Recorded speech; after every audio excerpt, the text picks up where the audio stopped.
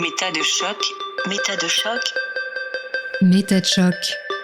Et si on se demandait pourquoi on pense ce qu'on pense? Shocking 28. La transidentité au-delà des apparences. Et voici venu le jour de votre dose hebdomadaire de questionnement sur votre identité, mais aussi sur vos préjugés vis-à-vis des personnes trans et non-binaires.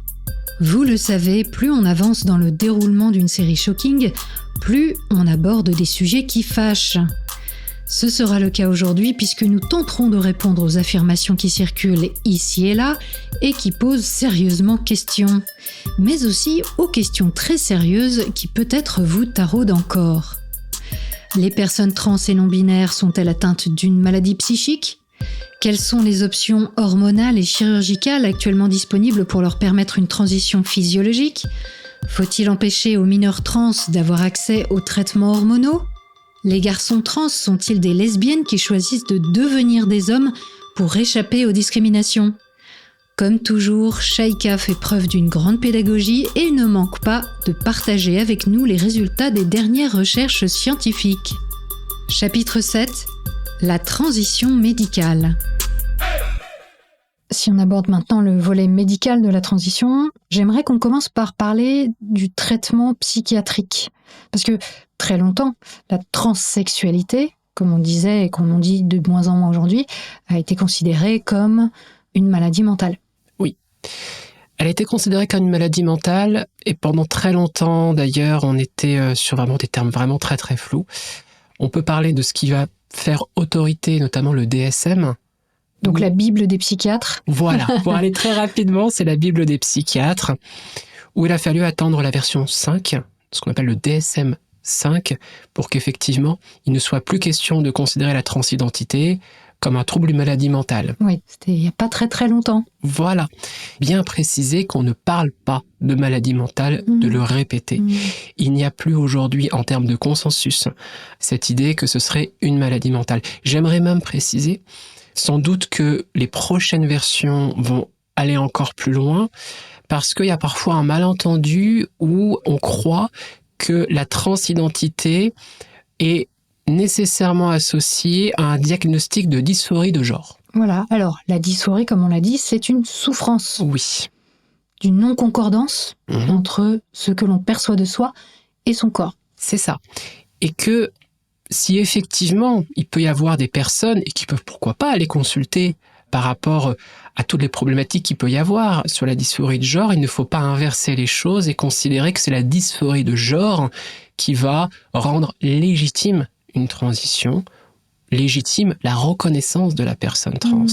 On peut considérer la dysphorie de genre davantage comme une conséquence de la transidentité et non comme une cause de la transidentité. Il y a beaucoup de personnes trans et non-binaires qui expriment ne pas avoir eu de dysphorie de genre. Absolument. J'ai eu de la dysphorie de genre, mais je n'ai pas fait ma transition lorsque j'étais dans une crise de dysphorie de genre.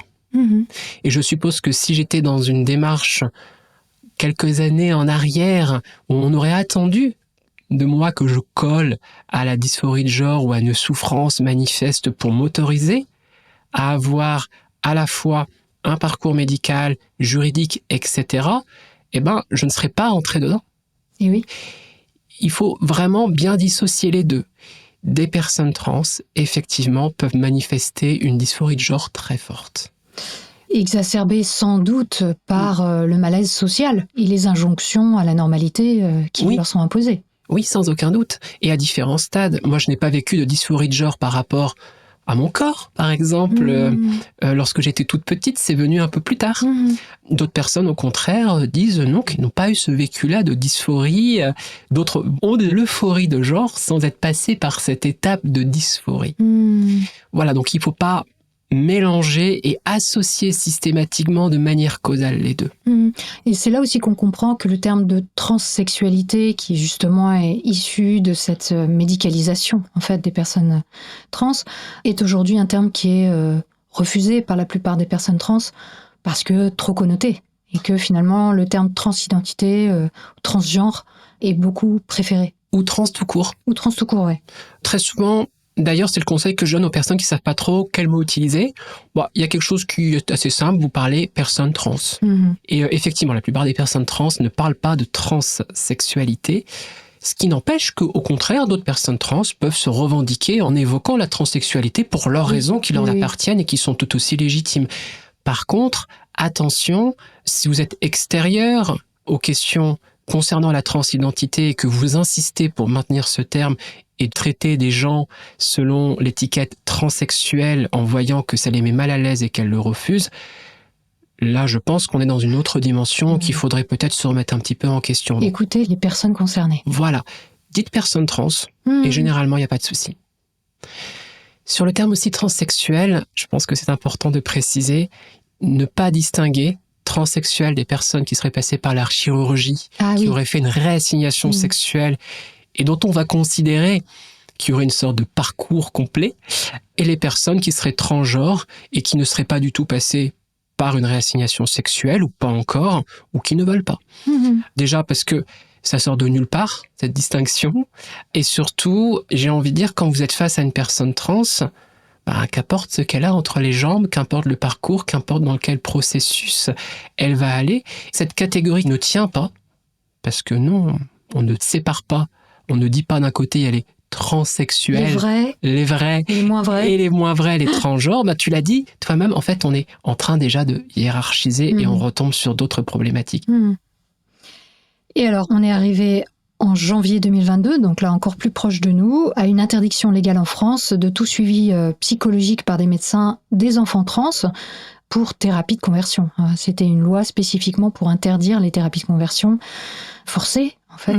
Donc, évidemment qu'une personne dysphorique ou ayant des problématiques psychologiques, quelles qu'elles soient, peut vouloir se tourner vers un accompagnement thérapeutique, psychologique ou psychiatrique, mais le simple fait de dire « je suis une personne trans » ne doit pas, selon la loi française depuis 2022, donner lieu à une thérapie de conversion.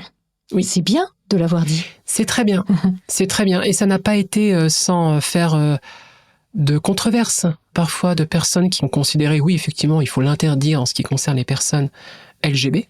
Lesbiennes, gays et bi. Voilà, en termes d'orientation sexuelle en général, mais qu'il faudrait l'autoriser sur la transidentité avec ce soupçon que la transidentité, finalement, on retombe sur ce qu'on a évoqué, contagion sociale, effet de mode, ça va passer, il y a peut-être autre chose. Bon, bien sûr, ça ne tient pas la route, ça n'a pas pris la loi, heureusement, est passée. Mais il y a eu ces discours-là à l'époque qui ont infusé et qui, à mon avis, ont aussi un petit peu connoté médiatiquement, à droite et à gauche, et surtout à droite, ce que je pourrais qualifier des paniques morales concernant la transidentité dans le débat de l'interdiction des thérapies de conversion. Et je pense que c'est toujours intéressant de se replonger un peu en arrière dans les années 90, où clairement le suivi psychiatrique était une obligation pour toute personne trans, donc ça, première chose, et sans aucune visibilité sur la durée de ce suivi psychiatrique. C'est ça qui est important aussi à dire, c'est que les personnes trans qui s'engageaient dans ce parcours de transition, avant toute question de thérapie hormonale ou de chirurgie éventuelle, devaient passer par ce suivi psychiatrique, avoir une sorte de sceau d'approbation de la part d'un psychiatre, et ce suivi pouvait durer 2 ans, 3 ans, 5 ans, quelquefois 10 ans, avant que quoi que ce soit ne se passe et potentiellement que ces personnes aient un accord pour passer ensuite à un traitement hormonal ou chirurgical. Et dans les années 2000, on avait ce qu'on appelait le protocole SOFECT, qui imposait ce qu'on appelait le Real Life Test. Alors qu'est-ce que c'était que ça ? Et quand j'ai appris ça, moi j'ai halluciné. C'est que donc, dans ce processus psychiatrique, on demandait aux personnes trans pendant 6 mois à 1 an de s'habiller donc dans le genre revendiqué, avant même toute transition médicale, en fait. Donc ça veut dire que on imposait à des personnes de se mettre en danger, clairement, d'aller dans la rue, et je pense notamment aux femmes trans, évidemment, parce que pour les hommes trans, ça peut être moins problématique qu'une personne perçue comme femme s'habille en homme, ou des comportements masculins. Mais en tout cas, j'imagine la situation de femmes trans qui, alors qu'elles voulaient avoir un suivi médical et des traitements de transition, ne pouvaient pas y avoir accès. Et en plus, on leur imposait de s'habiller en femme, de se maquiller et de mener cette vie-là. Alors, comment travailler dans ces conditions ? Et puis, évidemment, éviter l'agression, de se faire tabasser et des choses comme ça. Et tu parlais d'agression potentielle, de transphobie. qu'on peut vivre de manière extrêmement forte en fonction de son environnement social. Donc lorsqu'on est sur ces mois, ces années où on va devoir faire une transition sociale, mais on sera bloqué par rapport à l'aspect médical, etc., et qui peuvent générer beaucoup d'anxiété, voire même qui peuvent amener jusqu'à la dépression. Quand vous vous faites agresser, quand vous faites humilier, quand vous perdez votre emploi, enfin, ça peut prendre des proportions gigantesques. Le couple qui se casse, la famille qui vous éjecte complètement. Et en plus, cette pression de devoir, face à un psychiatre, ne pas en parler. Oui, il faut faire comme si tout allait très bien. Ou faire comme si tout allait bien, de peur précisément qu'il aille vous bloquer pour continuer cette démarche-là. C'est extrêmement violent et je trouve d'autant plus incroyable qu'on a longtemps été dans ce protocole de transition sociale pendant plusieurs mois, pendant plusieurs années, et comme tu le dis, qui peut être extrêmement violent, et qu'aujourd'hui on a même un discours contraire où on va attendre « Ah non, faut même pas permettre aux personnes d'avoir une transition sociale, vous vous rendez compte quelle horreur, après ça va l'inscrire dans un processus ». Bon, à chaque époque, ses arguments. Voilà, et donc on voit que les arguments à une époque sont renversés à une autre époque, etc. Finalement, ce qui pose tout simplement problème, c'est de permettre à la personne d'avoir son mot à dire et qu'il n'y ait pas un contrôle au-dessus de sa tête et une épée de Damoclès qui va lui tomber dessus. Moi, je sais que pour avoir entendu beaucoup de témoignages, il y a eu des articles de Mediapart qu'on pourra mettre en lien, notamment sur cette question de la SOFEC, qui ne s'appelle plus la SOFEC d'ailleurs, elle a changé plusieurs fois de nom, mais...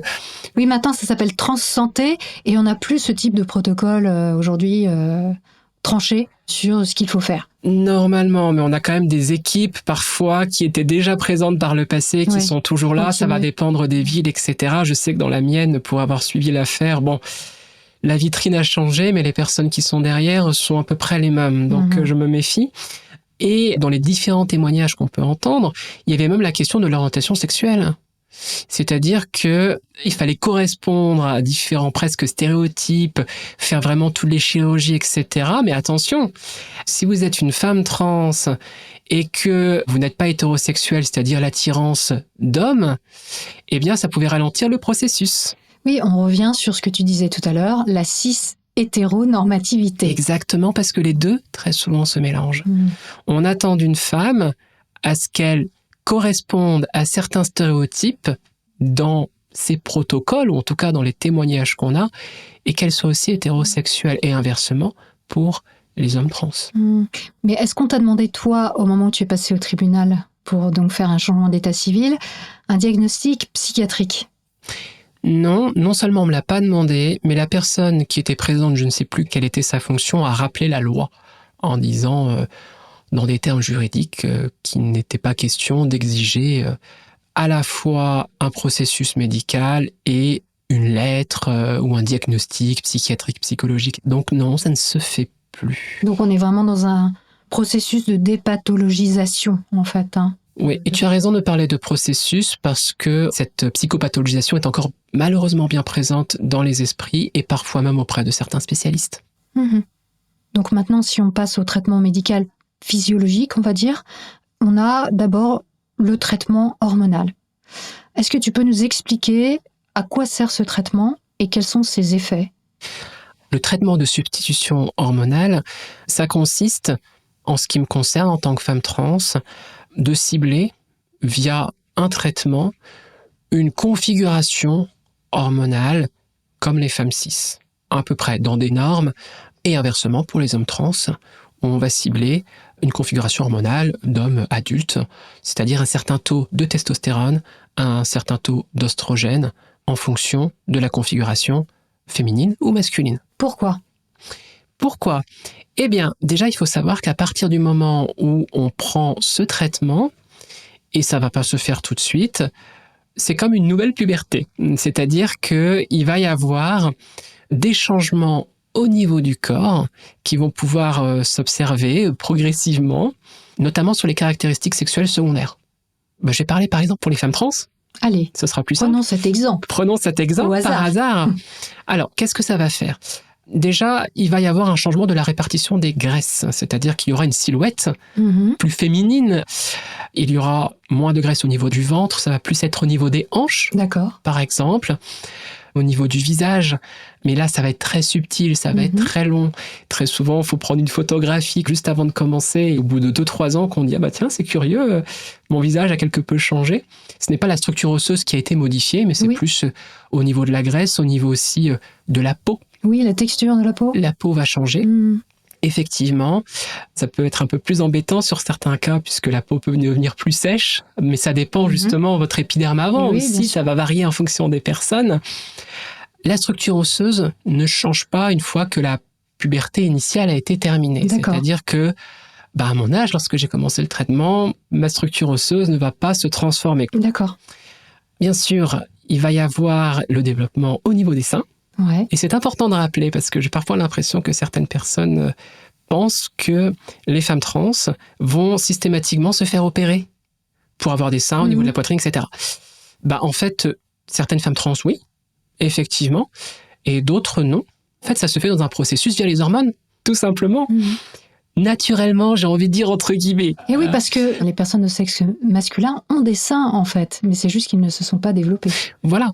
Et d'ailleurs, pour plein de raisons, des hommes cis, lorsqu'il y a notamment au niveau hormonal, il y a des perturbations, ça peut avoir une incidence aussi au niveau de la masse graisseuse, etc. Donc, faut pas non plus l'oublier. En fait, notre corps n'est pas aussi rigide que cela. Évidemment, au niveau de la pilosité du corps, le poil va changer, va devenir beaucoup plus fin, plus mou, je ne sais pas comment dire ça, va pousser moins vite. Mais attention tout de même, si on veut vraiment effacer la pilosité faciale, on est obligé de passer par de l'épilation. C'est-à-dire les hormones ne vont pas modifier ça, vont peut-être modifier la texture même du poil ou la barbe, mais il y aura toujours de la barbe en fait. Ce qui change aussi, et c'est peut-être l'une des choses que j'ai vues assez rapidement, c'est l'odeur corporelle. Ça fait bizarre d'avoir son odeur corporelle qui change. Et aussi, alors, autre modification, c'est au niveau des organes génitaux. Par exemple, pour les femmes trans, au niveau des testicules qui vont plutôt avoir tendance à remonter. Et donc, du coup, pour aller vite, prendre moins de place. Donc, voilà. Chez les hommes trans, on a ce qu'on appelle le diclite, le clitoris qui grandit et qui devient comme un micro-pénis, en fait. Oui. Dans certains cas, en tout cas. Oui. C'est ainsi qu'il présente très souvent que je l'entends aussi, mais on a l'impression que ça n'a aucune incidence au niveau des organes génitaux. Ça en a tout de même. Et concernant la voix, le traitement hormonal, une fois qu'il y a eu la mue, pour les personnes qui sont assignées garçons, on ne retourne pas en arrière. Non. La voix ne va pas se modifier. Sauf encore pour les mineurs trans qui n'ont pas encore eu de mue. Par contre, l'inverse n'est pas vrai concernant les hommes trans. Donc ça veut dire que toi, tu as fait comment pour modifier ta voix? Parce que tu n'as pas une voix très grave, là. Alors effectivement, elle était beaucoup plus grave par le passé. J'ai consulté une orthophoniste qui m'a beaucoup aidé. J'ai la chance aussi de base de ne pas avoir une voix forcément très très grave, donc ça va dépendre aussi des personnes en fait. Et je suis à peu près persuadée que la voix que j'ai actuellement sera sans doute différente dans 1 an ou 2 ans, parce que ça prend du temps en fait tout cela. Peut-être que dans 2 ans, je n'arriverai même plus à m'écouter maintenant. Et elle est déjà très différente par rapport à 2-3 ans. C'est un peu comme les chanteurs qui font des vocalises. Au bout d'un moment, à force de s'entraîner à faire des vocalises pendant des années, ils se taillent, entre guillemets, une voix, une tessiture. Et c'est un peu le même processus quand on prend des cours d'orthophonie. J'imagine, on place sa voix d'une certaine manière. Oui, on place sa voix d'une certaine manière. En fait, avec l'orthophoniste, il y a un travail qui n'est pas que au niveau des fréquences, contrairement à ce qu'on pense. Il y a aussi une dimension que j'ai trouvée très intéressante avec l'orthophoniste, une question de mise en confiance. Parce qu'on peut être un peu gêné au départ, on peut avoir un peu peur de parler, de tester, d'expérimenter sa voix. Donc, c'est un exercice vraiment fascinant. Et il y a tout un aspect, finalement, de comment on va s'approprier soi-même sa voix. Moi, j'avais peur au départ. Sa propre voix, la manière dont ça résonne dans son corps, dans sa tête, quand on parle, on peut se demander... Est-ce que je me reconnais? Voilà, c'est ça. La voix est vraiment très importante dans son identité, pour le coup. Sûr. L'orthophoniste n'a pas un protocole où elle va emmener la personne sur une cible précise. Elle est en co-construction avec la personne pour lui donner des clés, pour lui donner des outils, pour la mettre en confiance aussi. Je crois que c'est important. Et à partir de là, la personne, elle va déterminer par elle-même ce qu'elle souhaite, les expériences qu'elle va faire. Et au départ, j'avais un peu peur, j'avais pas mal de craintes, etc. J'ai, dans un premier temps, plutôt été motivée par le fait de ne pas être entre guillemets embêté ou avoir les yeux qui s'écarquillent avec ma voix grave lorsque je m'exprime avec les personnes. Ça a été l'une de mes premières motivations, je vais pas m'en cacher. Donc en tout cas, chez les hommes trans, on a effectivement la voix qui mue, au moment de la prise des hormones. On a la musculature qui, clairement, chez les hommes trans, va se développer. D'ailleurs, chez les femmes trans, elle a tendance à fondre, j'imagine, la musculature. Ouais, alors, si j'avais voulu, durant le début de ma transition au niveau hormonal, si j'avais fait beaucoup d'exercices sportifs, j'aurais gardé. T'aurais pu maintenir. N'étant pas très dans la musculation, je dois avouer, j'ai clairement une fonte musculaire qui a été assez importante et qui, au tout début, d'ailleurs, a entraîné parfois des fatigues. Ouais. Quand je portais des sacs et tout, ça va très très vite. Et chez les hommes trans, toujours, on a les poils qui apparaissent, la barbe qui apparaît. Et ça, je sais, pour en avoir un peu discuté avec des personnes non-binaires ou trans qui étaient sous ce traitement hormonal masculin, que c'est assez jubilatoire, cette transformation finalement que tu décris toi-même aussi et qui leur donnait vraiment cette sensation d'être plus proche de l'image qu'ils avaient d'eux-mêmes, en fait, tout simplement. Ouais, exactement. C'est-à-dire que il y a un côté de changement, il y a un côté de parcours, mais il ne s'agit pas de devenir quelqu'un d'autre. Il ne s'agit pas de, entre guillemets, de changer de corps ou autre, mais vraiment, petit à petit, de se voir dans le miroir et d'avoir ce que tu évoquais, encore l'euphorie, de me dire, voilà, c'est moi, je me reconnais. Il m'arrivait parfois dans ma tête, lorsque j'ai commencé au tout début de ma transition, j'avais cette petite voix, mais vraiment, t'es sûr? Où j'avais presque une sorte d'injonction à me remettre encore en question, encore et encore et encore. Et il me suffisait tout simplement, parfois, de croiser mon visage dans le miroir et de me dire, en fait. Alors, je me trouvais tous les défauts du monde au niveau de mon visage. Il ne s'agissait pas de se dire, waouh, je suis belle, je suis magnifique. C'est pas ça du tout. Mais ce décalage que j'évoquais, notamment pour son propre corps, qui progressivement, comme ça, a sauté. Et tout d'un coup, en fait, les petits moments où moi, je m'obligeais presque à me remettre en question, même quand j'avais démarré, ça tient pas du tout, ça fait pas du tout le poids par rapport à ce que je pouvais vivre et par rapport à tout ce que je pouvais sentir dans cette transition hormonale, notamment. Alors là, j'aimerais bien qu'on aborde les questions un peu épineuses qui font beaucoup parler d'elles aujourd'hui, c'est les traitements hormonaux pour les adolescents ou les enfants trans. Dans le processus de transition pour les enfants trans, la première étape, c'est les bloqueurs de puberté.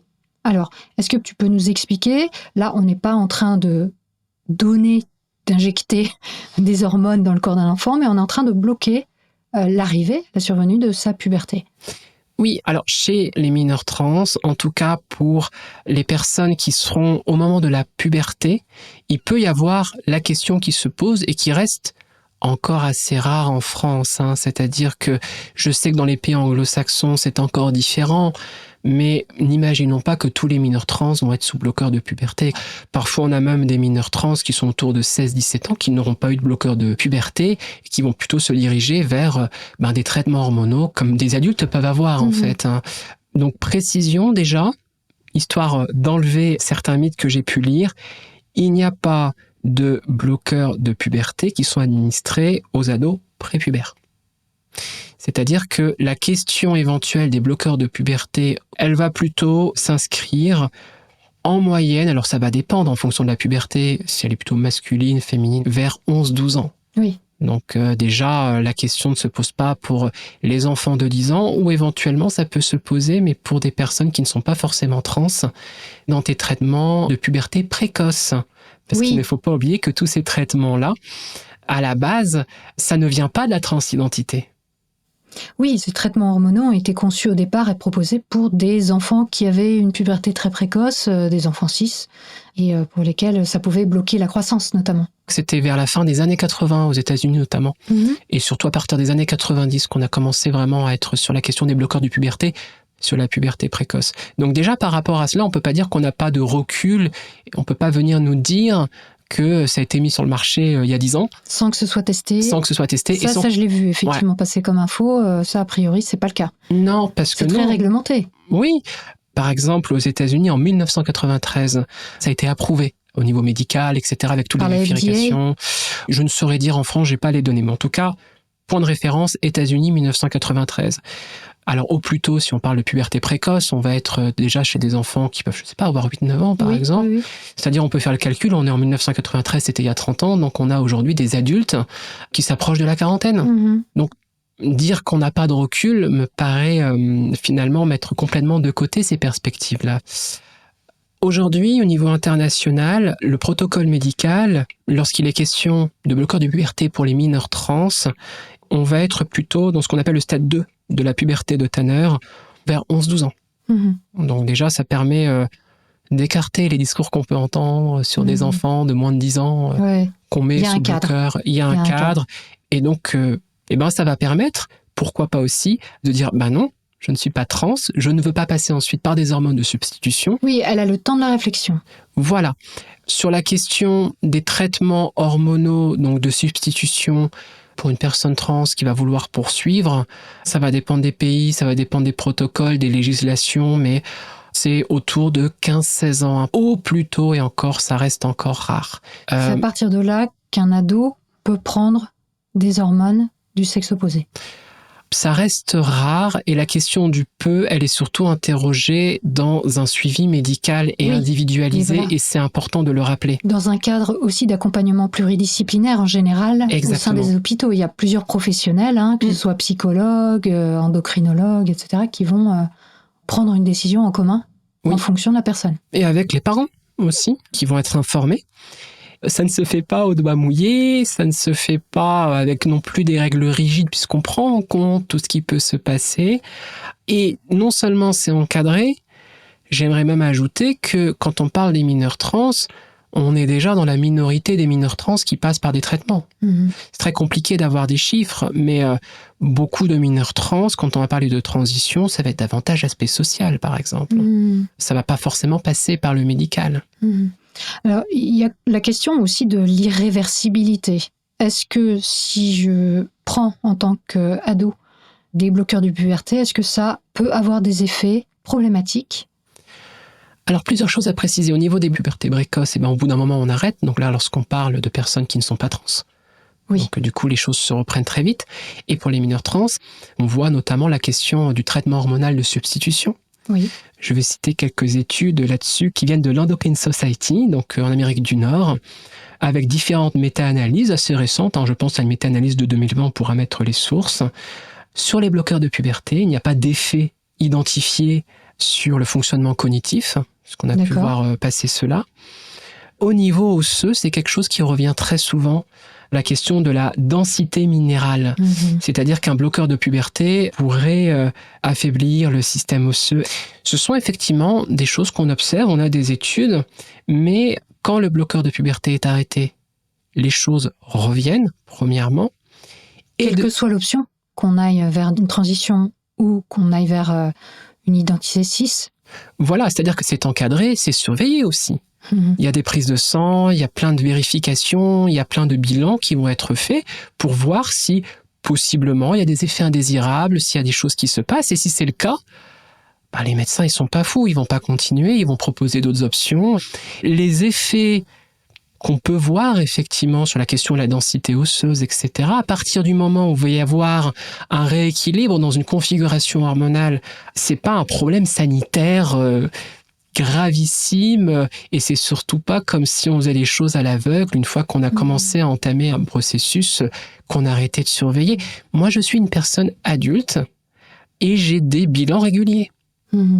Sans doute qu'il y a beaucoup moins de panique par rapport aux adultes qui font des transitions, et pourtant, j'ai des prises de sang régulières. On m'a parfaitement informé dès le départ de tout ce qu'on allait surveiller, des différents traitements, etc. Non, je n'ai pas eu accès à des hormones dès le premier rendez-vous avec le médecin. De la même manière, le médecin ne va pas mettre le mineur trans sous bloqueur de puberté d'un claquement de doigts. Donc là, il faudrait peut-être, je suis désolé, être un peu réaliste et raisonnable. Ça ne se passe pas comme ça. On ne distribue pas des bloqueurs de puberté ou des traitements hormonaux comme des bonbons. Bon, après, c'est comme toujours, il peut y avoir des abus, et c'est vrai que les exemples qu'on entend souvent se passent aux États-Unis ou en Angleterre, etc. Bon. Et on peut imaginer qu'il peut y avoir des dérives. Mais comme tu le dis, il y a quand même un encadrement médical, et comme dans toute démarche médicale, il peut y avoir des ratés, certes, mais il y a quand même un cadre et des protocoles qui sont suivis. Oui, et il faut aussi rappeler le pourquoi. Le pourquoi de la transition éventuellement médicale chez les mineurs. C'est-à-dire de rappeler les bénéfices. Parce qu'on parle des risques, c'est une chose. Mais aussi, il faut rappeler les bénéfices. Et je peux donner les bénéfices par rapport aux études qu'on a. Allons-y. Ce qui est bien en plus, c'est qu'on a des études et des méta-analyses qui sont régulièrement mises à jour, qui sortent. Et on a plein d'études, vraiment, récentes notamment, et des études aussi plus anciennes, ce qui nous permettent d'avoir du recul. C'est toujours intéressant lorsqu'on a des études anciennes et lorsqu'on a des études récentes, parce que c'est pas parce qu'une étude est récente qu'elle sera forcément plus valide ou autre. Ce qui va être intéressant, c'est quand on va avoir des résultats qui vont dans une même direction pendant plusieurs années, Oui. qu'on va avoir des méta-analyses qui le confirment. Voilà. Ce qu'on peut dire par rapport à des méta-analyses, je cite une méta-analyse de 2021 notamment qui reprend différentes études, les effets, par exemple, des bloqueurs ou des traitements hormonaux chez les mineurs trans, diminution des suicides, notamment à l'âge adulte. C'est-à-dire que les mineurs qui auront bénéficié d'un soutien social, médical, on va avoir sur leur santé mentale des bénéfices. Ça, c'est vraiment super intéressant que tu le dises parce que c'est vrai qu'il y a ce bruit qui court, on va dire, Oui. selon lequel suivre un traitement hormonal ou de la chirurgie entraînerait plus de suicides chez les personnes trans. Donc là, ce que tu es en train de dire, c'est que les méta-analyses, donc des analyses de différentes études à travers le monde, Et différentes montrent- méta-analyses aussi. et différentes Et là, méta-analyses je n'en ai cité qu'une. montrent que c'est l'inverse. C'est-à-dire à partir du moment où la personne a accès à ces traitements, elle va avoir moins de chances de se suicider. Oui, et il y a une amélioration en fait de l'affect et du fonctionnement psychologique. Et là, je parle aussi d'études qui vont aller regarder à court terme chez les mineurs trans, parce qu'on pourrait toujours dire, oui, mais à long terme, qu'est-ce qui va se passer au niveau psychologique? Non, au niveau de la vie adulte aussi. Une amélioration de la vie sociale. Et du coup, beaucoup moins de difficultés en termes d'intégration sociale, en termes de dysphorie. Et donc, on a comme ça des études très vastes, multiples, qui montrent la relation positive entre l'hormonothérapie chez les jeunes et des taux plus faibles en termes de dépression, en termes d'anxiété, en termes de suicide. Et on peut parler actuellement d'un consensus pour dire que les soins médicaux d'affirmation, donc chez les jeunes trans, entraînent une meilleure santé mentale. Et sur la question que tu évoquais notamment pour dire que les personnes trans, il y a des suicides, effectivement, en ce qui concerne la dépression, en ce qui concerne l'anxiété, en ce qui concerne des idées suicidaires, voire des tentatives de suicide, reste supérieure à la population cis, qu'il y ait des traitements hormonaux ou qu'il n'y ait pas de traitements hormonaux. Mais quand on va regarder avec des personnes qui ont eu un soutien social et médical, eh bien ces risques sont moindres par rapport au groupe de personnes trans qui n'auront pas pu en bénéficier pour plein de raisons différentes. Ce que les études, notamment en psychologie, nous montrent, c'est que les pensées suicidaires, les tentatives de suicide, tous les aspects autodestructeurs, notamment l'automutilation, Oui. est fortement influencé par exemple, le soutien parental, social. Quand on dit de l'absence de soutien, ça signifie pas forcément le rejet ou la personne serait éjectée de sa Répudiée. maison. Voilà. L'absence de soutien, ça peut par exemple emmener la personne voir un thérapeute pour être dans quelque chose qui va plutôt ressembler à de la thérapie de conversion. Là, on est dans une absence de soutien. Et je pense qu'on peut clairement aussi s'interroger sur la question de la maltraitance. De la même manière qu'on peut considérer que toute forme de refus, voire de thérapie de conversion qui est hors la loi en France, on le rappelle, des jeunes homosexuels, de la part des parents, peut être considéré comme de la maltraitance.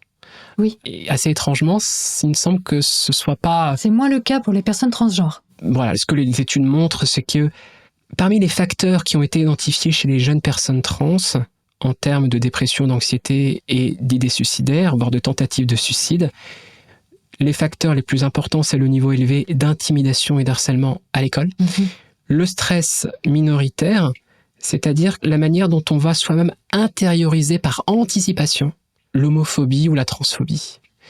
On va avoir, je dis on parce que effectivement ce stress minoritaire, je l'ai moi-même vécu, on va comme essayer d'anticiper tout ce qui pourrait être perçu comme sortant de la norme et pouvant nous causer préjudice en termes de harcèlement, en termes d'agression physique, verbale, etc.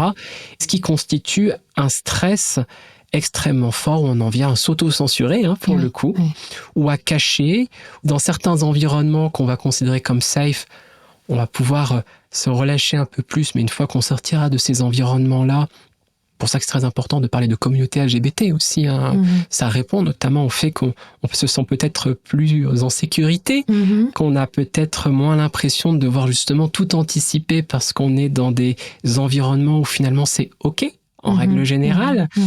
Donc le stress minoritaire, évidemment tout ce qui va être le stress lié au coming out, c'est-à-dire qu'il y a souvent un décalage entre la personne qui va prendre conscience de sa transidentité et le moment où elle va le révéler, par exemple à ses parents, et de manière encore plus globale, vivre dans un environnement négatif et hostile par rapport aux personnes trans, notamment, qui peut passer par l'aspect médiatique. C'est-à-dire que si, par exemple, au hasard, si nous vivions dans un pays où, depuis plusieurs mois, nous n'arrêtions pas d'avoir dans des journaux télévisés, dans des articles de presse, des articles sur la transidentité qui sont cadrés précisément sous l'angle de la panique, du danger par rapport aux personnes trans, avec tous les discours que malheureusement on connaît, l'idéologie woke, le fait que nos enfants ne sont plus protégés, sont endoctrinés, etc. Mais de quel pays parles-tu ? Je ne sais pas, j'ai pris au hasard. D'accord. Eh bien, dans cet environnement-là, on peut présupposer que ça me fasse effet. On peut supposer aussi que pour un mineur trans qui voudrait faire son coming out à ses parents, qui lisent tous les jours le Figaro, ce soit un peu plus compliqué. Ce que tu dis là, c'est important de le dire, et ça va à l'encontre de ce qu'on peut entendre qui, alors peut-être peut venir s'ajouter et n'est pas forcément en opposition complète, mais j'aimerais avoir ton éclairage là-dessus.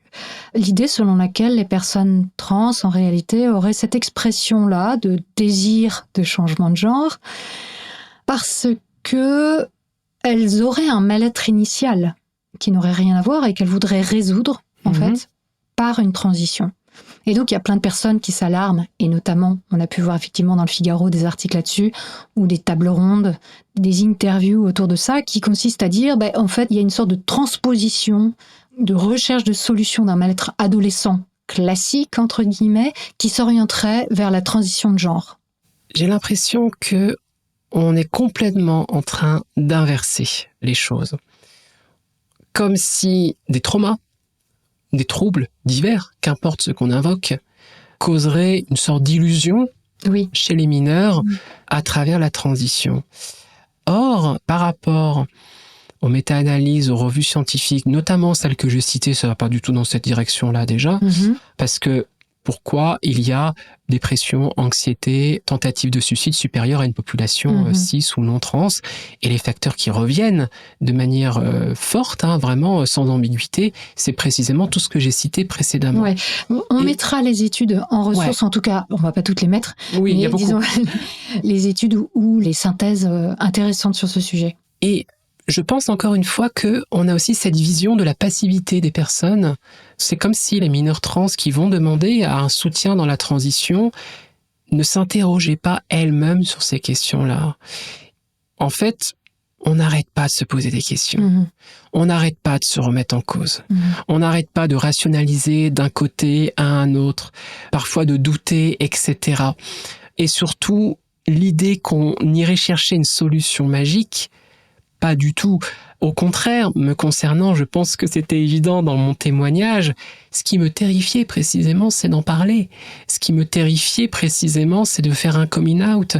Que ce soit durant l'adolescence, que ce soit même à ma compagne, alors que je lui faisais entièrement confiance, c'est extrêmement difficile. Donc je n'y voyais absolument pas une sorte de solution magique qui allait régler des problèmes. Ou de statut social favorable. Oui, parce que j'anticipais précisément des problèmes, voire un cataclysme social dans mon entourage. Et il y a une phrase que j'aimerais citer qui vient d'Ari Drennen, qui est une journaliste, une femme trans, et qui, en 2 phrases, résume à peu près ce que je pense, et je crois ce que beaucoup de personnes trans pourraient penser aussi. Je cite, « La transition n'a pas résolu tous mes problèmes. La transition m'a donné l'impression que tous mes problèmes valaient la peine d'être résolus. » Je pense la même chose. Je ne vois pas dans la transition le fait de résoudre tous les problèmes que j'ai pu avoir dans le passé ou tous mes problèmes futurs. Mais parce que je me sens mieux dans ma peau, je me confronte mieux à mes problèmes passés ou futurs qui vont me tomber dessus, clairement. Et ça, je pense que tout le monde peut le comprendre. Je comprends bien, vu tout ce que tu nous as raconté jusqu'ici, qu'il y a beaucoup de bénéfices à faire une transition de genre. J'aimerais quand même qu'on aborde les effets secondaires, les effets indésirables du traitement hormonal. Alors, on a vu les bloqueurs, passons maintenant au cas de la prise d'hormones. Quels sont les effets déjà ? Est-ce que c'est un traitement à vie ? Ça va notamment dépendre de la personne, en fait. C'est-à-dire que En ce qui me concerne, je pourrais tout à fait continuer le traitement pendant très longtemps, ou je pourrais tout à fait abaisser le traitement ou modifier, notamment si je vais rechercher la période de la ménopause pour les femmes où il va y avoir des changements hormonaux. Pour une personne, par exemple, qui est encore en capacité, parce qu'il n'y a pas eu de chirurgie, par exemple, pour une femme trans, il y a encore les testicules, et qui arrêterait au bout de 2 ans, 3 ans de prendre des oestrogènes, et progressivement, les choses se remettraient en place, en fait. Donc, au niveau de la santé, clairement, il n'y aurait pas forcément de problème, si ce n'est peut-être un problème par rapport à la dysphorie, où là, on est encore dans une autre dimension. Donc, il n'y a pas de séquelles, entre guillemets. Non. Après, effectivement, à partir du moment où je vais pas répondre à la question est-ce que j'ai eu une chirurgie ou est-ce que je compte en avoir une, mais dans le cas où je souhaiterais arrêter, que il n'y aurait plus de testostérone qui se ferait, etc. Là, à mon âge, ça pourrait avoir des problèmes. Mais comme une femme cis qui pourrait avoir une ménopause précoce et à qui on va donner un traitement hormonal, notamment pour les questions d'ostéoporose.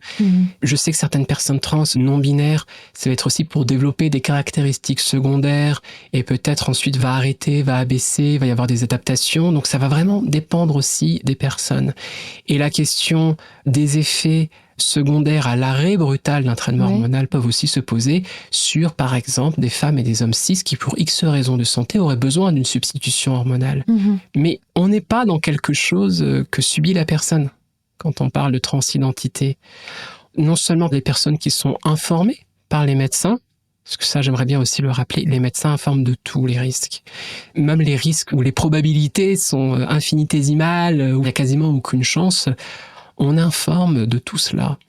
Donc on n'est pas en train de créer des victimes en fait. Parce que quand j'entends ce genre de discours, bien sûr, comme tout traitement, il y a des effets secondaires possibles, avec différentes probabilités d'apparition, etc. Vous prenez n'importe quelle notice de traitement, vous regardez sur la liste, vous en avez. D'un point de vue médical, la question va toujours se poser sur le rapport bénéfice-risque. D'un point de vue psychologique, la question va se poser sur le bien-être du patient, de la patiente, et sur la question aussi de la personne qui est pleinement à choisir librement, de manière éclairée, ce qu'elle fait, justement. Oui, mais la question se pose moins pour les adultes que pour les adolescents ou les adolescentes. C'est-à-dire que bloquer la puberté et ensuite prendre un traitement de substitution hormonale, ça peut peut-être amener à une stérilité. J'imagine que les médecins en parlent avec l'ado. Mais est-ce qu'un ado est en mesure de prendre une décision par rapport à ça ? Ou est-ce qu'il s'en fout totalement sur le moment et puis 10 ans après, il se réveille en se disant « Merde, j'aurais dû faire, je sais pas, par exemple... recueillir des gamètes, les conserver pour pouvoir avoir des enfants par la suite. » Il y a quand même des implications importantes. Bien sûr. En ce qui concerne la question de la stérilité pour les mineurs trans, après l'arrêt du bloqueur de puberté, il n'y a pas de stérilité. D'accord. Premièrement. Ensuite, j'indiquais que quand on parle de substitution hormonale, eh bien, ça va pas être au tout début de la puberté. Ça va être assez proche de la majorité de la personne. Et lorsqu'on va commencer à prendre un traitement hormonal, on va pas, dès le début, devenir stérile. De très nombreuses personnes trans, au bout de plusieurs années, ne sont pas stériles sous traitement hormonal. Il y a des études là-dessus ? Non seulement il y a des études, mais il y a même des polémiques, parce que lorsqu'on regarde la polémique au niveau du planning familial, d'avoir un homme trans enceint... Oui, on pourrait dire que c'est un exemple isolé. Oui, alors ça diminue la fertilité jusqu'à, à long terme, effectivement, des personnes qui vont être stériles.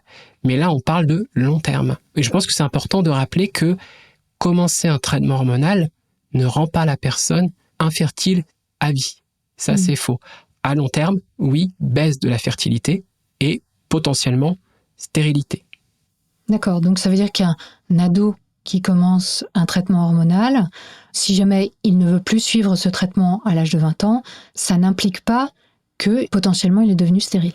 Non, ça n'implique pas. Et là, on va interroger des personnes adultes qui vont prendre des décisions et je pense que c'est quand même une question différente par rapport aux mineurs. Ouais.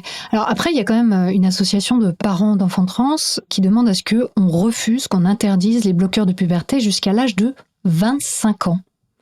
Et l'argument est de dire que le corps et le cerveau d'une personne n'est pas complètement formé avant l'âge de 25 ans. Donc là, ils sont carrément en train de revenir sur l'âge de la majorité quand même, on peut le dire. C'est-à-dire qu'ils ne considèrent pas qu'une personne de 18 ans est majeure et a le droit de s'autodéterminer.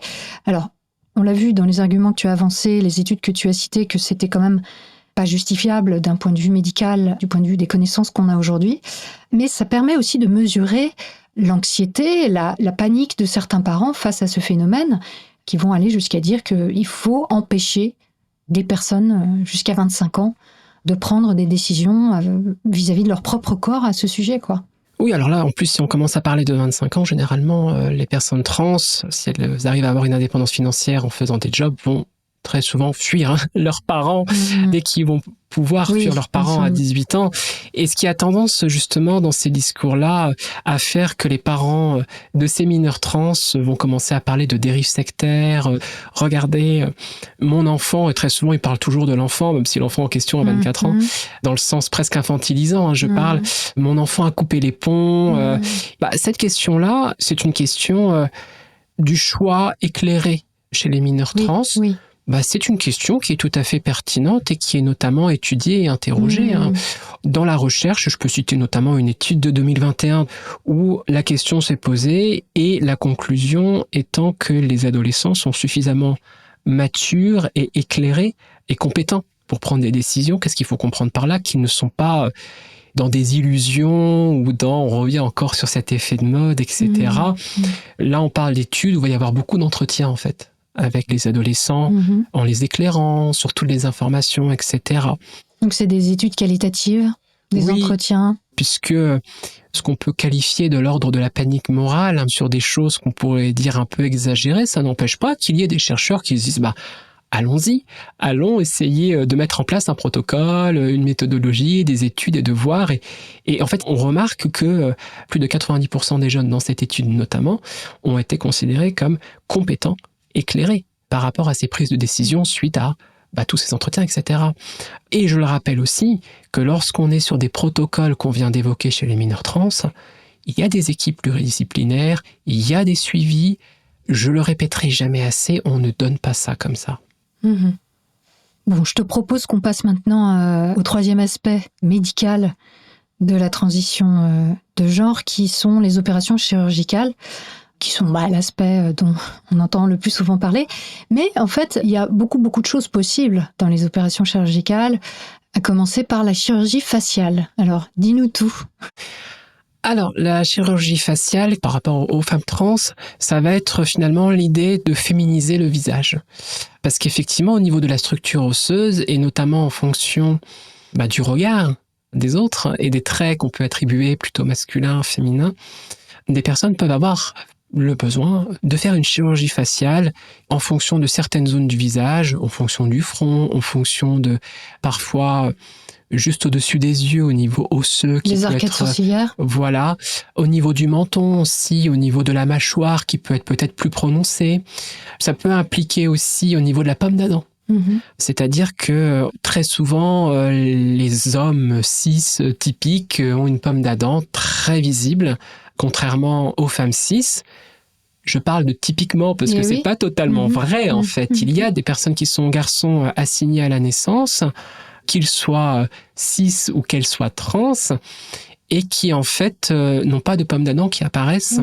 Moi par exemple, tu es devant moi, tu peux regarder, je n'ai pas eu de chirurgie et elle est très discrète, elle se voit pas beaucoup. Et je sais qu'il y a des femmes cis où on les voit davantage. La mienne est plus visible que la tienne en tout cas. La tienne est... Ah oui, effectivement. Tu vois ? Ah ouais.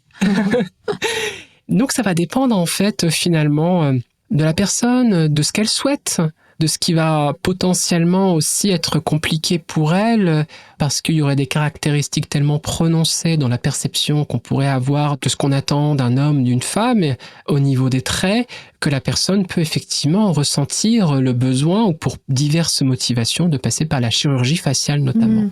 Chez les hommes trans, on a la torsoplastie, c'est-à-dire l'ablation des seins, qui est accessible aux personnes mineures. Donc légalement, au niveau des pratiques médicales en France, ça peut se faire à partir de 16 ans, je crois.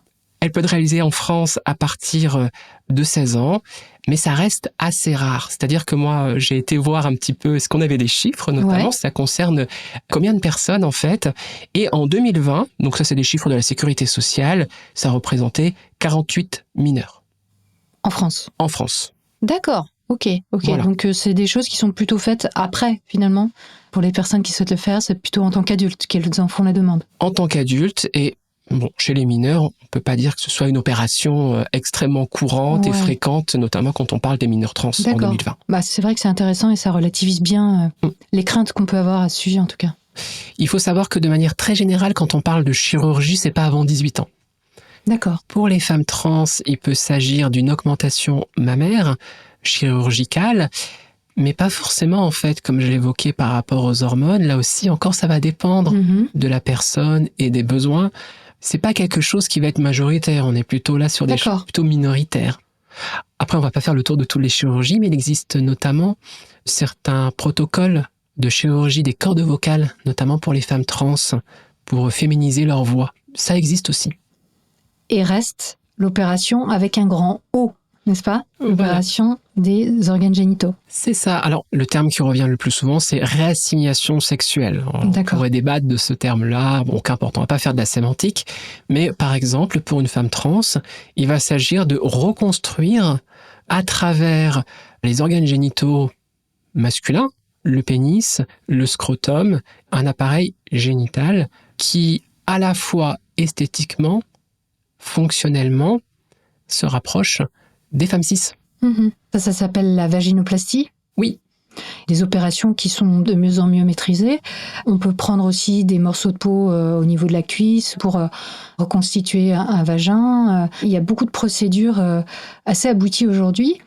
Bien sûr, la personne, et il faut le préciser, dans ces cas-là, est clairement stérile. Effectivement. Il faut aussi préciser, pour mettre fin à certains discours que j'entends, il ne s'agit pas de prendre un ciseau et de couper le pénis. Il ne s'agit pas... Non, pas du tout, loin de là. Les testicules ne sont pas gardés, mais tout le reste va être reconstruit, restructuré, en fait. Qui permet de garder le plaisir sexuel, justement. Les nerfs, notamment, oui, bien sûr. Après, il va y avoir différentes méthodes, parce que quand on va dans la chirurgie, il y a différents protocoles, selon les pays, selon les chirurgiens. Pendant très longtemps, on parlait notamment de la Thaïlande, c'est-à-dire qu'on avait des personnes à condition qu'elles en aient les moyens, parce qu'on l'a pas évoqué. Mais quand on rentre sur des questions de transition médicale, se posent des questions très concrètes, matérielles. Financières. Exactement. Des personnes qui vont parfois aller partir en Amérique du Nord pour avoir des équipes qui ont une réputation. En France, pendant longtemps, on peut pas dire qu'on était à la pointe. Puis, il y a des équipes qui se sont formées. Moi, j'entends des bons échos, notamment à Lyon, et qui vont à leur tour former d'autres équipes, assez récemment en Bretagne, à Rennes aussi, qui se mettent à jour sur les protocoles, parce que c'est vrai que il y a eu parfois des protocoles qui étaient complètement datés, notamment sur la question de la sexualité. On peut imaginer que quand on se pose ces questions-là, on va chercher des équipes compétentes, on va aller regarder les anciennes patientes. Ça prend du temps aussi à se renseigner. Et ça va dépendre aussi de nos capacités matériellement parlant. Parce que si on a un soutien au niveau de l'assurance maladie, ce qui déjà est rare, encore faut-il qu'on soit dans le domaine public. Parce que si on va dans le libéral, les modalités vont être différentes. Parfois, on a l'impression qu'à partir du moment où la sécurité sociale va soutenir les traitements médicaux, tout va être remboursé. C'est absolument faux, en fait. Il y a de gros problèmes qui se posent au niveau du financement. Et quand on sait notamment que les personnes trans sont très souvent assez précaires, on voit le problème que cela pose, en fait. Le pendant chez les hommes trans, c'est la phalloplastie. Donc là encore, on va partir des organes génitaux féminins et on va constituer un pénis et des organes génitaux externes. Bien sûr, qui ne produisent pas de spermatozoïdes, mais qui, en tout cas, permettent d'avoir une sexualité aussi pour les hommes trans. Et là encore, j'étais vraiment étonnée de, j'allais dire l'ingéniosité, je ne sais pas, en tout cas, c'est des décennies de perfectionnement qui aboutissent aujourd'hui à non seulement avoir des organes génitaux qui sont satisfaisants pour les personnes qui font appel à ce type de chirurgie, esthétiquement, mais aussi au niveau des sensations sexuelles. Et à tel point que, oui, bien sûr, ces personnes peuvent avoir des orgasmes, continuer à en avoir ou même en avoir plus. Parce que, comme tu le disais, une fois qu'on fait une transition, on se sent mieux dans son corps aussi et on peut avoir une expérience sexuelle améliorée. Pour conclure sur les démarches de transition, il semblerait qu'il y ait quand même un grand décalage d'âge entre les femmes et les hommes trans pour le moment de la transition. Apparemment, chez les femmes trans, ce serait autour de 38 ans. Donc c'est quand même assez tardif. Et chez les hommes trans, c'est plutôt autour de 25 ans. Voilà. Et on pourrait peut-être expliquer l'âge assez avancé des femmes trans pour ces décisions de transition à la pression sociale, en fait, à la difficulté pour une personne assignée garçon à la naissance de faire une transition et d'affirmation du fait qu'elle est femme. Oui, et ce que tu évoques là, ça me rappelle des études que j'ai pu lire aussi. On sait que les garçons trans mineurs vont affirmer leur transidentité plus tôt que les filles trans mineures. Ça, c'est quelque chose qu'on retrouve effectivement. Et qui peut parfois même donner l'impression récemment, puisque ce sont des débats, qu'il y aurait soudainement beaucoup de garçons trans plus que de filles trans en termes de ratio, ce qui est vrai sur une tranche d'âge. C'est tout à fait vrai. Mais en fait, ce qu'on remarque, c'est plutôt qu'il y a un décalage. On a eu tout un débat qui date de 2022 de spécialistes autour de ces questions-là et qui se posaient la question justement du ratio. Je peux peut-être en dire 2 mots. Oui. Il y a plus d'hommes trans qui se déclarent par rapport aux précédentes années. Sauf que c'est ce que les spécialistes, en tout cas actuellement, en l'état, en 2022, considèrent plutôt comme un rééquilibrage. Un rééquilibrage qui va être différent en fonction des tranches d'âge, dans le sens que les garçons trans font généralement leur coming out un peu plus tôt que les filles trans. Il y a plusieurs raisons qui sont évoquées à cela. L'une des raisons, c'est que la puberté n'est pas forcément à la même période et qu'on sait que la dysphorie de genre, forcément, ça a des implications aussi parfois par rapport à la puberté. Ce qu'on remarque aussi, c'est qu'il y a eu des études très intéressantes avec des banques de données qui sont accessibles. On pourra le mettre en lien aussi, qui s'appelle LGBT Survey Explorer. Alors là, on est sur des études européennes, donc on est sur des chiffres européens.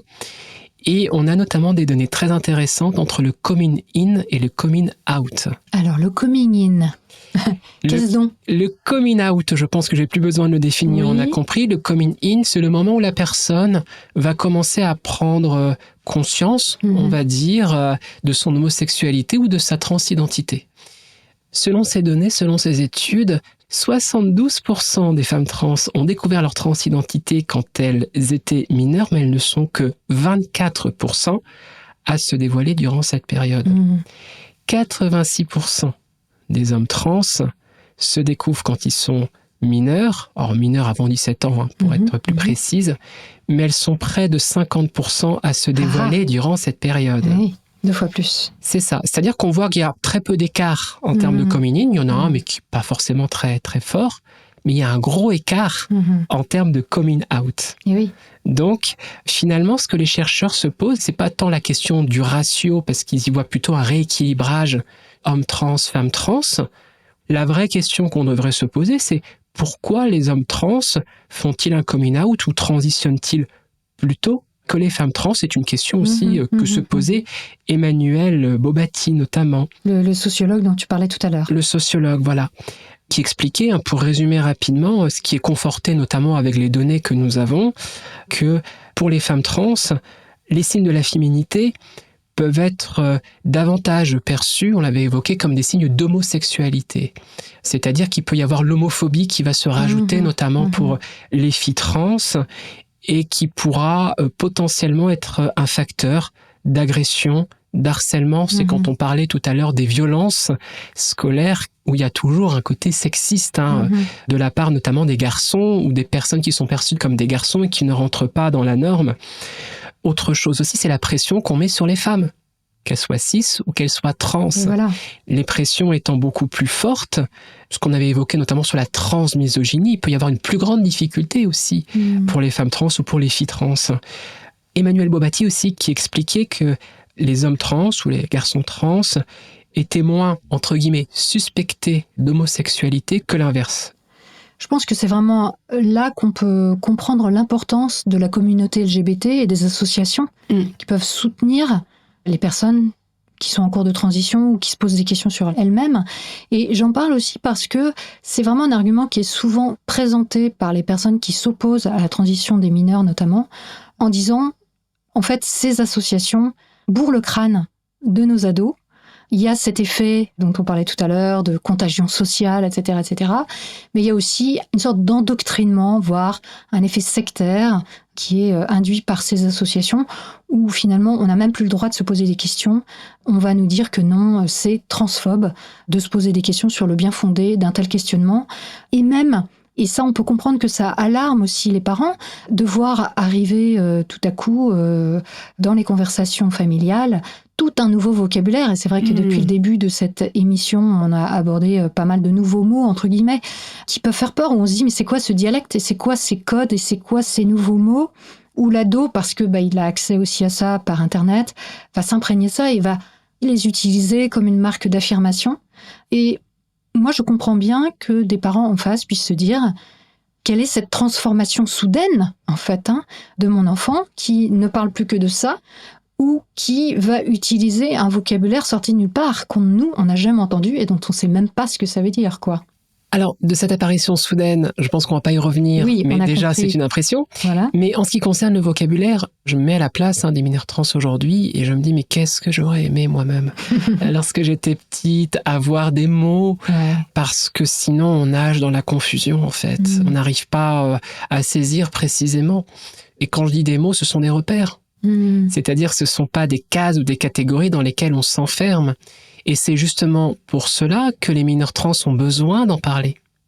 Le fait d'en parler n'est pas tant une manière de s'affirmer, mais c'est aussi une manière d'être dans une découverte, dans une exploration, dans une remise en question sur beaucoup de choses. L'envie aussi de pouvoir le partager avec sa famille. Et je pense que je peux parier sans prendre trop de risques qu'avec les années, notamment, ce sera peut-être moins compliqué en fonction. Ça rentrera petit à petit, possiblement. Mais c'est vrai qu'à notre époque, oui, il peut y avoir cette incompréhension, il peut y avoir parfois ce fossé générationnel, mais je pense que ce glissement qui consiste à dire ce sont des nouveaux mots, du coup ça ne veut rien dire, ou du coup c'est de la propagande, voire du coup ce sont des choses sectaires, c'est finalement sous-estimer précisément l'importance de pouvoir se repérer et aussi de pouvoir se raccrocher à des moments qui peuvent être très compliqués pour les personnes trans, en termes de harcèlement, etc., de pouvoir nommer aussi, de pouvoir partager. Je pense que les mineurs trans qui veulent en parler à leurs parents sont tout à fait ouverts à expliquer à leurs parents, justement. Je pense que ça peut être un magnifique moment quand on est parent, qu'on ne comprend rien et quand on a son enfant qui commence à parler de ça, parce que en dehors de la transidentité, on peut s'imaginer des enfants qui vont commencer à nous parler de choses qu'on ne maîtrise pas du tout, d'objets culturels ou je sais pas, enfin bref, on peut très vite se sentir dépassé. Ça peut être vraiment précisément un moment de resserrer les liens et c'est aussi une forme de soutien, non pas juste d'être à l'affirmatif, de dire oui, je vais apprendre par cœur le dictionnaire, mais vous, parents, vous avez le droit de poser des questions et dire écoute, est-ce que tu peux m'expliquer tel vocabulaire, mais sans jugement en fait. Si on montre vraiment l'intérêt de vouloir comprendre, il n'y aura pas ce problème-là et on pourra justement estimer quel est ce vocabulaire et peut-être comprendre ou pas d'ailleurs la nécessité pour son enfant d'avoir ce vocabulaire. Ce que je veux dire par là, c'est que quitte à critiquer ce vocabulaire, commençons d'abord par essayer de le comprendre. Une fois qu'on l'aura compris, moi je veux bien qu'on commence à discuter et pourquoi pas à le critiquer.